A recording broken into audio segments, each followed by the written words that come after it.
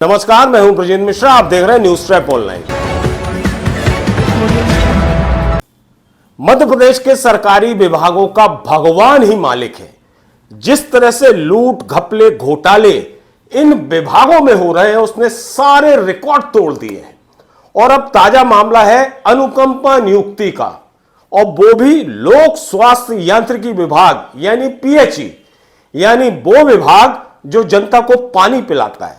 और इस विभाग ने घपले घोटालों का पानी पिला दिया लोगों को। देखिए साहब, किस तरह का घपला होता है अनुकंपा नियुक्ति में। एक पिता 2 बार मरता है, एक पिता की 2 बार मौत होती है। एक बार मौत होती है कागजी मौत, जो फर्जी मौत कहलाती है, और दूसरी बार मौत होती है असली मौत, जिसमें वो वास्तव में खत्म हो जाता है। लेकिन इन 2 मौतों के बीच में वो पूरे परिवार को सरकारी नौकरी दिला जाता है अनुकंपा नियुक्ति के माध्यम से। जरा सोचिए आप, क्या एक व्यक्ति एक पद के बाद क्या 2-2, 3-3 बार उस पर अनुकंपा नियुक्ति मिल सकती है? ऐसा प्रावधान है ही नहीं सरकार में। लेकिन साहब, वल्लभ भवन में बैठे जो अधिकारी हैं वो गजब का खेल करते हैं। एक ही व्यक्ति को 2 बार मरा हुआ बताकर उसके पूरे परिवार को सैक कर देते हैं सरकारी नौकरी देकर। उस पिता का नाम है भूप सिंह, और यह पूरा मामला है ग्वालियर के पीएचई विभाग का। अब आप देखिए कहानी में ट्विस्ट कहां से आता है। जो पंप अटेंडर है भूप सिंह, उसकी पहली बार मौत होती है 2007 में। वो है फर्जी मौत। कागजों में दर्शा दिया जाता है कि भूप सिंह खत्म हो गया, जबकि असलियत यह होती है कि भूप सिंह उसी पीएचई विभाग में बाकायदा नौकरी करता रहता है, लेकिन कागजों में उसे मृत घोषित कर दिया जाता है। और जिसके बाद 2008 में, मतलब अगले साल, उसके बड़े बेटे रवि को अनुकंपा नियुक्ति मिल जाती है। वाह साहब वाह, गजब है। बाप भी नौकरी कर रहा है और बाप को फर्जी मृत दिखाकर उसके बेटे को नौकरी मिल गई। इसके बाद आप देखिए 2021 में वास्तव में उसकी असल मौत हो जाती है पिता की, यानी भूप सिंह की, जो पंप अटेंडर है। अब जब असल में सही में वो मर जाता है तो इसके बाद नंबर लगता है उसके सेकंड नंबर बेटे का, जिसका नाम है पुष्पेंद्र। दूसरे नंबर लड़के को पिता के बदले अनुकंपा नियुक्ति मिल जाती है, वो भी चौकीदार की पोस्ट पर। अब देखिए आप, पिता एक है, 2 बार मर रहा है और दोनों बेटों को सेट कर गया नौकरी में।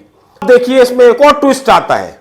इसी दौरान बड़े बेटे रवि की मौत हो जाती है, और जबकि मौत के पहले तक वो 14 साल अनुकंपा नियुक्ति में नौकरी कर लेता है। अपने पिता की जीवित रहने के दौरान उसे नौकरी मिलती है, वो बाकायदा 14 साल तक वो नौकरी कर लेता है। उसकी जब मौत होती है तो उसकी बीवी को, यानी उसकी पत्नी को, सहायक केमिस्ट की नौकरी मिल जाती है, अनुकंपा नियुक्ति। इस तरह से एक पिता की मौत पर 3-3 लोगों को बाकायदा सरकारी अनुकंपा नियुक्ति मिल जाती है और धड़ल्ले से वो नौकरी करते हैं।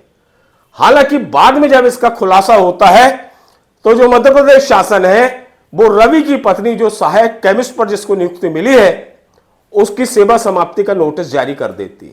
लेकिन सवाल यह है कि एक पिता के मरने पर 3-3 लोगों को अनुकंपा नियुक्ति किस प्रावधान के तहत वल्लभ भवन में बैठे अधिकारियों ने दी?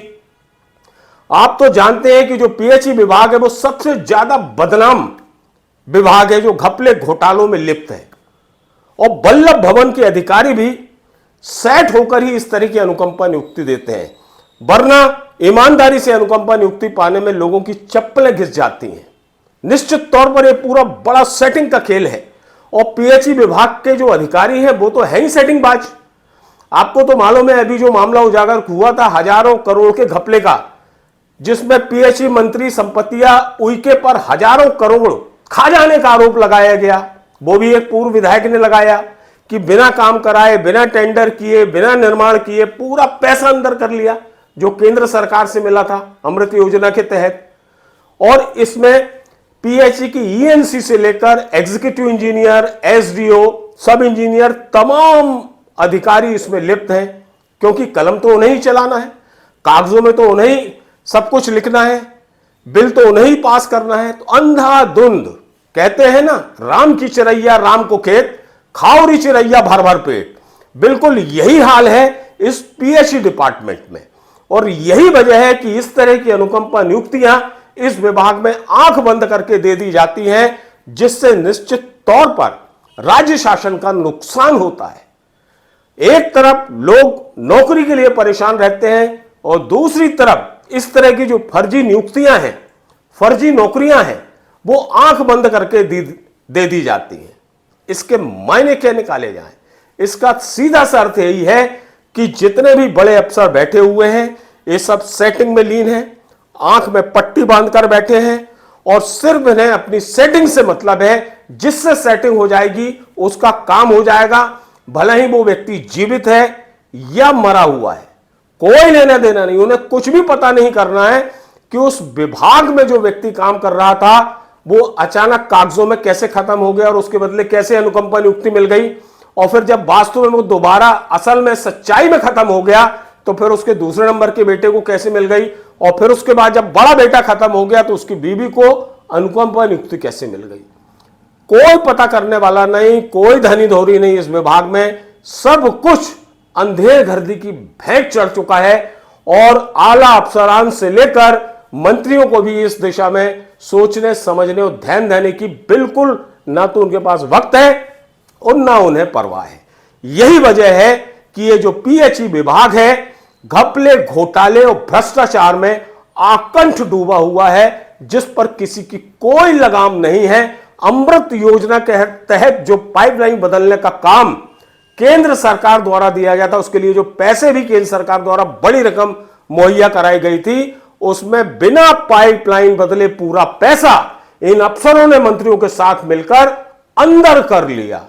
इस तरह से घपले और घोटालों का रिकॉर्ड बनाने वाला ये पीएचई डिपार्टमेंट है जो भगवान भरोसे है।